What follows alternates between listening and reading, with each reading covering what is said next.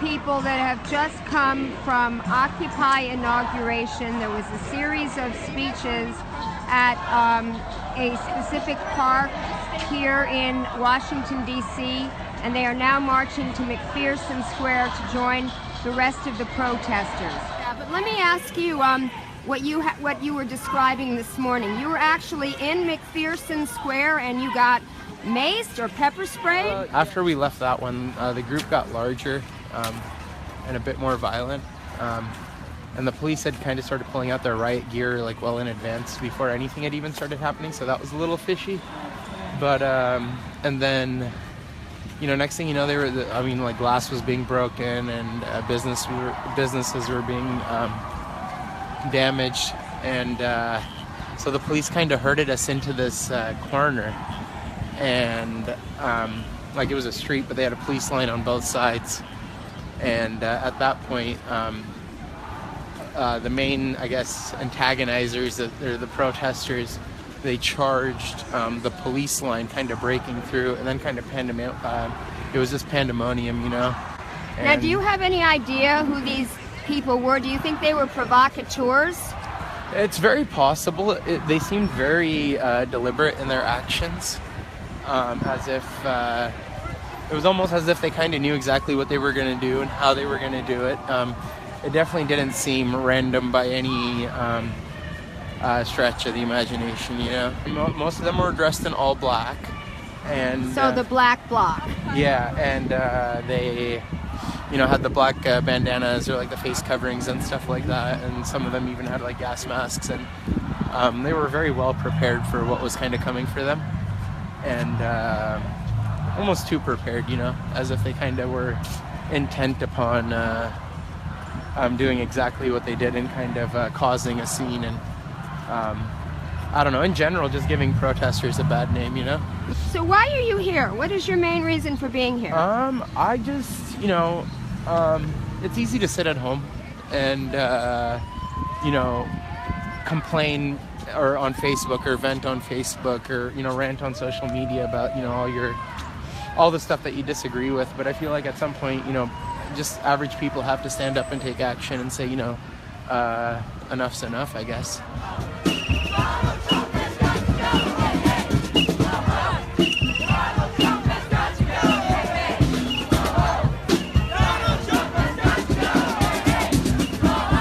So I'm here at McPherson Square, where the J20 Disrupt March was just joined by the Occupy Inauguration March. The crowd is huge. I'm a young person, and Donald Trump represents a future that's not realistic. It's hateful, it's fascist, it's destructive, and I don't know, I have a responsibility as a young person, as a white person, to be out here to say absolutely not, no more. And to march, to yell, to make change in my community. And I think I need a kind of a wake-up call and a reality check. And coming here has definitely been that. It's been really inspiring to see everybody in the streets. And that's why I'm here. Can you tell me why you're here today?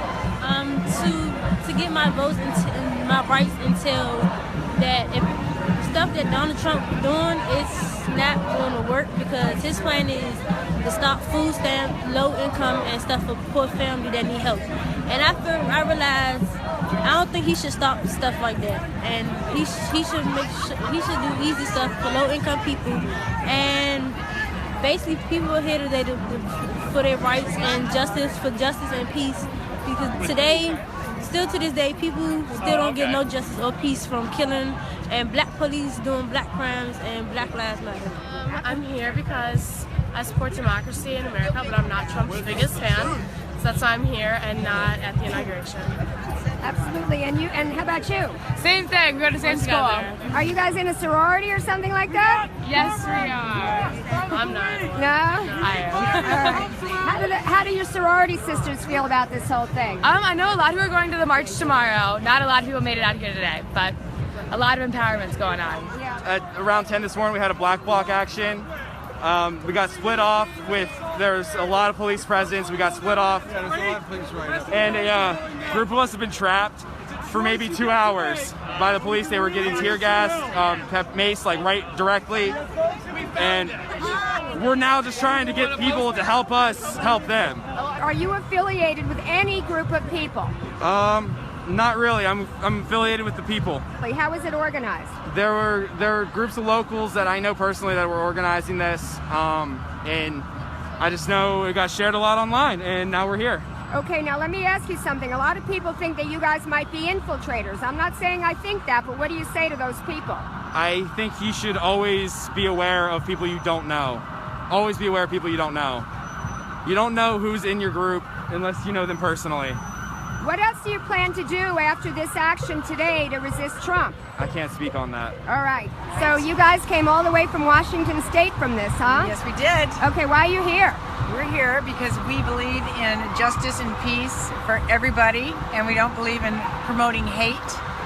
And we feel like that is what's going on, and we're wanting to basically encourage everybody to rise and love and not have hate and resist and stand up for truth and justice. Keep fighting. Keep fighting for truth and justice. What's the thing that you're asking? Okay, I was saying that this effort to delegitimize Trump by saying that he and the Russians hacked our election is a CIA internal coup d'etat. There's plenty of reasons to hate Trump, but hacking the election is not one of them. And I think it's very dangerous when the liberal media and the entire liberal elite try to amplify that message. Exactly. Yes. It's McCarthyism all over again. Yeah. They're shifting the blame from their own electoral failures onto another nation, the way that American exceptionalists always do. They're just trying to find an excuse for why they didn't win the election after abandoning the working class, and they're not able to to accept that answer. So it had to be Russian foreign involvement. Anything that can set up their next candidate for whatever they think will give them success, they'll do it, even if it's completely morally bankrupt. Okay, so you're basically directing people with J20 and Occupy Inauguration that way, and not this way. Yes. Tell us what you're telling them. I am telling them that the Antifa black bloc is up that way, and they are causing trouble and just general anarchy like normal. They're breaking windows and they're intentionally trying to get arrested.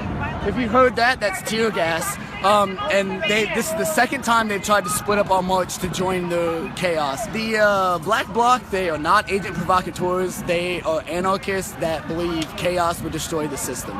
So that's what they're here to do, is cause as much chaos during the inauguration as possible. And Antifa started in Europe after World War II with the the Germans started Antifa groups, and there's actually a large number of Antifa groups in America. Now, if I, as a journalist, wanted to try to go over there to capture some of this, do you think I'd be putting myself in danger? Possibly. They probably would not look friendly to you, but look friendly at you. And if you don't have your press credentials on you, you're risking getting arrested. Yeah. Okay, guys. I'm risking it.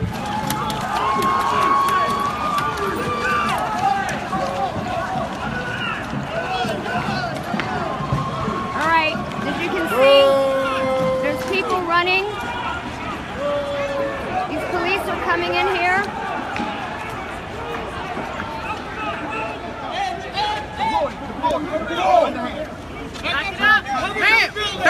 Back. Okay, back. I'm just capturing this. Just capturing this for the media. Thank you for doing what you do. No problem. Back it up.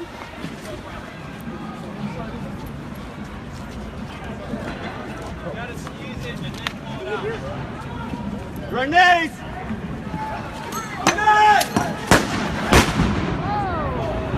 Hey, asshole, you're not supposed to throw it to people's faces!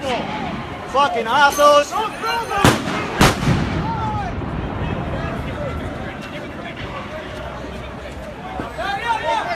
Whoa!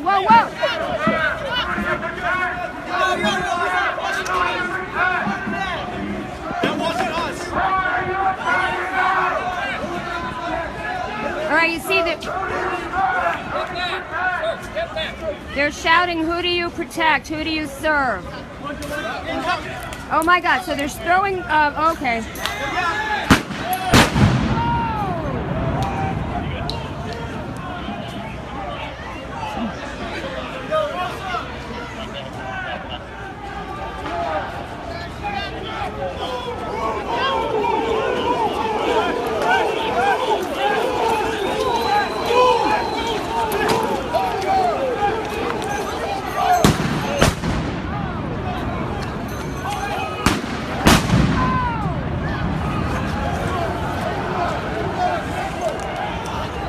Stay out of the way of this tear gas, folks. All right, so this is the closest I've ever been to a war zone. Whoa. I think they just set that thing on fire. This is apparently what was going on this morning at McPherson Square. Okay, we got a line. We got a line of cops here.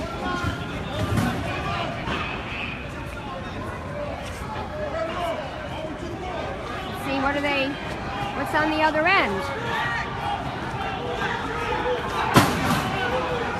Okay, so they're knocking down those things, you can see. That's not so terrible. I haven't seen any windows broken yet.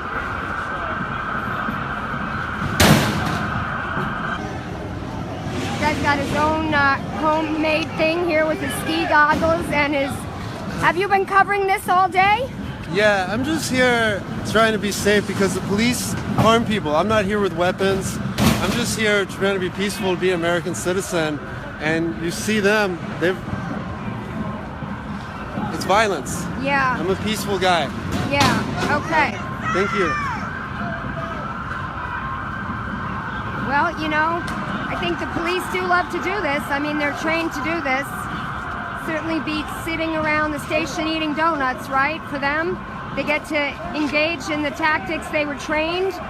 And as we know, they have militarized the police in this country. A lot of police departments police chiefs have gone over to Israel to see how their police basically militarize and terrorize the Palestinian people in the areas that they occupy.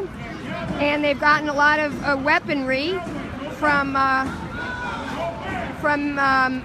you know, the military. And this is one of the things that the people marching in Ferguson and other American cities have complained about, is the militarization of the police. Now, cops are like getting closer together, and all the live streamers are getting closer to the cops, so I'll move in. All right, wow. I wonder if they're like, they're dispersing themselves. Get back! Get back! Get back! Get back! Get back! Get back! Whoa. Okay, now if they throw something, I better get out of here. Because I'm right in here with these black bloc people, and if they throw tear gas on me, I'm going to be getting it. And I do not have... Whoa. How you like it? Oh my God. I think I should be in the neutral zone here. I'm gonna come over to the side. Whoa, whoa, whoa, whoa, whoa. Whoa, whoa, whoa. Yep, I'm definitely gonna get in the neutral zone. Their little line of rat patrol. Rat patrol, I like that. Yeah, so this is gonna be interesting because this is not the Occupy movement, folks. That the Department of Homeland Security had a conference call with 28 mayors, and 3 months later, all the Occupy encampments were destroyed. Whoa, whoa, whoa, whoa, whoa. Boy, that was close. So, you know, they know that there's a lot of people here for this inauguration, and they don't want to be tear gassing ordinary citizens. Now, I think it's very difficult to tell. Oh, they just threw a rock into the police. The J20 Occupy inauguration protest went the other way. They don't want any part of this, which is fine. But as a journalist, I need to be here to document this. Well, this is great for us journalists, as you know. Oh my God. So this guy was just, whoa. Okay, medic. Okay, we're taking him to a medic now. Sit down now. I don't want my pictures taken. Okay, he doesn't want his picture taken. He said he doesn't want his picture taken, but you could see his eye was very bloody. got one coming too.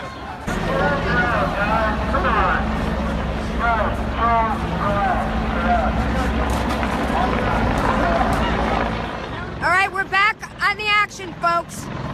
We're here on K Street. Whose street? Our street! Whose street? Our street! Our street! Not my president! Not my president!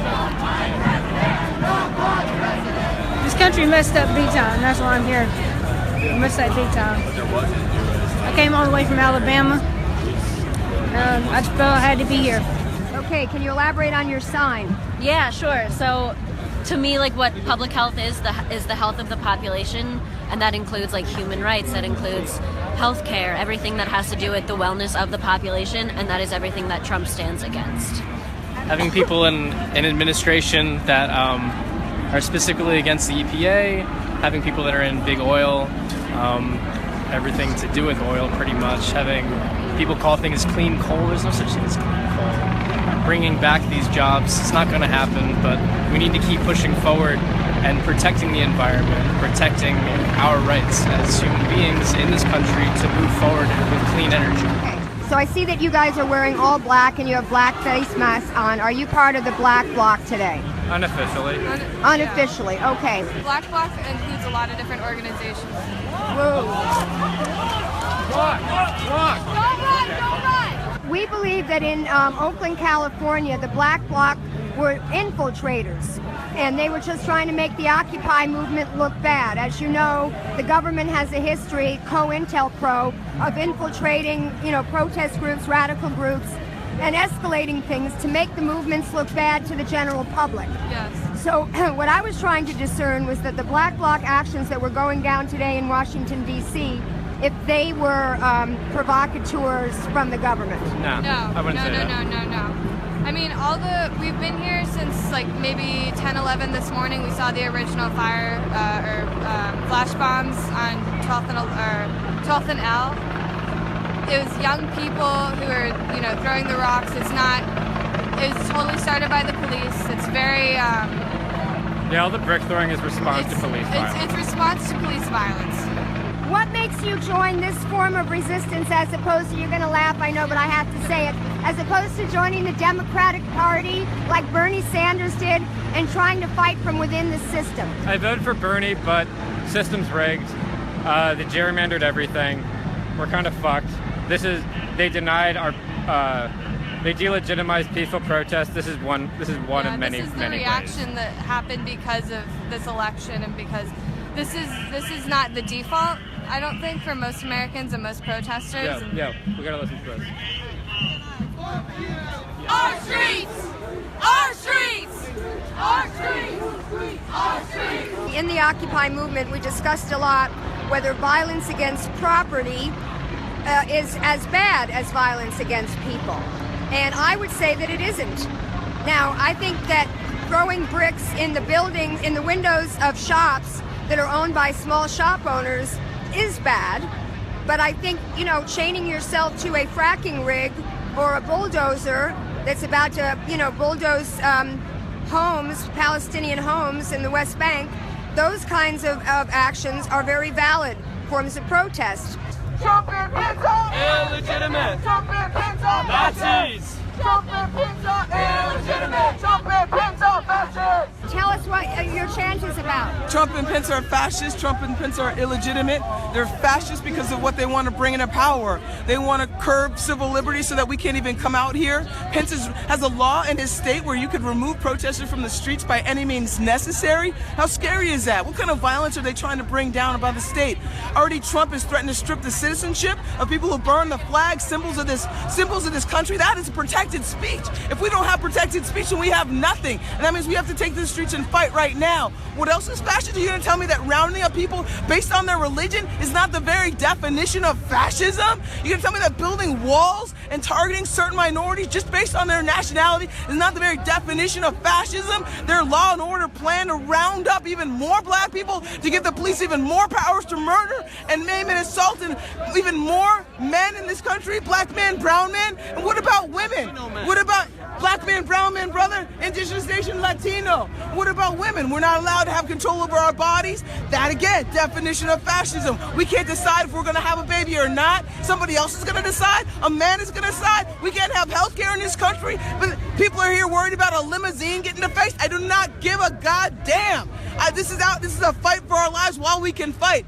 I like to remind people as I spit in your face and talk that the time difference between Hitler coming into power in January of 1933 and the establishment of Dachau was 3 months. January to March. Do not play around with these people. So that's why I'm out here calling this fascism, and that's why I'm out here calling it illegitimate. I was told that there's a group called Antifa, which organized these protests. They're an anti-fascist group that started in Europe after the Nazis. There's a lot of people out here, answers out here. I think the Antifa, the Muslims, and the pro-Palestine movement. I mean, to me, this is a cause, right, that brings everybody together in a lot of different streams. Yeah, maybe there's some COINTELPRO, but the idea that anytime young people commit acts of violence that it's the state is just ridiculous. Look around the world. Right now in Mexico, the youth are fighting. Right now in all over parts of the world, the youth are always gonna fight because they have nothing else. They have no other voice. They don't have any money. They can't fly all around the world. They can pick up a brick, they can smash a window, and they're gonna do it. And they're impatient, and maybe they don't have the politics or whatever to know that we can organize and do all those kind of things. But I'll tell you what, I'd rather have them around me fighting for me if I'm in trouble than a bunch of liberals that are going to tell me they're going to call their congressman. I think that it's going to take a lot of different kinds of protests, from vigils, from church people, from scientists, from librarians to students, to all these people in the streets holding ground and not giving it up. If we can create a movement that can occupy the streets like Occupy, that can bring people together like Standing Rock, that can have the fierceness like Ferguson, and bring all the different streams of our peoples together, women, queers, people of color, the immigrants, whatever. Yeah. The people of the fucking country, basically. Yeah. That is who is gonna suffer under this. Then we will win, right? Yes. It's nighttime and I'm still on K Street. What we have here is we have an action where we've got a bunch of people sitting down in the center of the street, and we've got a line of cops, although they aren't necessarily decked out in riot gears. My name is Holly, and I'm here because I saw a bunch of riot gear cops, and I decided to sit down in front of them. Absolutely. It looked to me like it was a very spontaneous action. Yeah, and then 2 people joined me, and then more people joined, and then some people had to go, and people came and took their places, and it just turned into this nice, beautiful line. So how long have you been holding this space? Probably about 90 minutes. I'm guessing by how it's gotten dark and how cold my hiney is. Oh. Now, have you ever protested before? Have you ever done anything like this before? I've been protesting since about 1987. Okay. What was the issue that got you involved? We first were marching against the Klan in Cincinnati, and then we were doing clinic defenses for Planned Parenthood because Cincinnati unfortunately had a big problem with Operation Rescue. And mostly anytime somebody in Cincinnati, when I was protesting, did something that was a little out of line, we got together, sat down, and made a plan and protested. No wives. What message in particular are you looking at? Have you ever been involved in protesting before? I think I've been protesting all my life. I think when I first became Muslim like 35 years ago, the first protest was a Palestinian, for the Palestinian people. That was in New York City. That was my first protest. And I think I've been in every anti-war protest since then. Are you involved in the electoral campaign at all for any of the candidates? Yes. Which one? You mean in the presidential election? Yes. Which one did I vote for? Yes. I wrote in Bernie Sanders. I just had to vote my conscience. I know I was probably throwing away my vote, but I couldn't in good conscience vote for either of them. Immediately, the first thing I did was stop by my friend's classroom, who's gay. She was a mess. We were both crying and hugging. She's a school teacher. And just... Yeah, people really... We had to, process what we were going to do for the day. Yeah. And I told her, I was like, listen, no one will blame you if you can't teach today. I was like, but I think we owe it to our kids to just have these conversations. It was like there had been a giant And we did, and it was incredible how much came up for them. I had kids crying. I mean, these are 9th graders talking about how scared they are. Are they going to be set back? What about their families who are illegal? Right, and what about their gay friends, their trans, like all of these things that came up, and I'm like trying to fight back tears as the teacher. It was so bonding and sad and healing. Adam, my grandson, who's in 6th grade this year, he came home one day and he said, Mom, one of the kids told me, he said, oh, now that Trump's going to be president, you're going to have to be deported. That was, well, that says it all. A lot of people are trying to get back home. They're trying to get to inauguration balls. And Just this a bunch of is anarchists filling the causing streets. problems. Working for you in Washington, D.C. Joe Dominguez, CBS 6 News. Did you see that mainstream media reporter? And he looked at these people that are sitting down and exercising their First Amendment right to protest a fascist president. And he said there are people trying to get home, and this is what is filling our streets. That was deplorable. I mean, you want to use the word deplorable, that was deplorable. I mean, these guys aren't too menacing. I mean, it's a lot better than what I saw before on 12th and K Street when they had. It's the police. It's these guys who say they're protecting us, who let these guys fuck with us, right? And the other guys. Where were you when they shot me in the head with a fucking rubber bullet? Protecting me? Oh wait, or still doing it for money? I'll buy you a cheeseburger, man. Come on.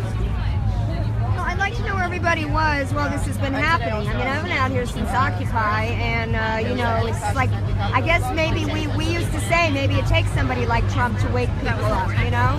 Maybe things have to get worse before they can get better.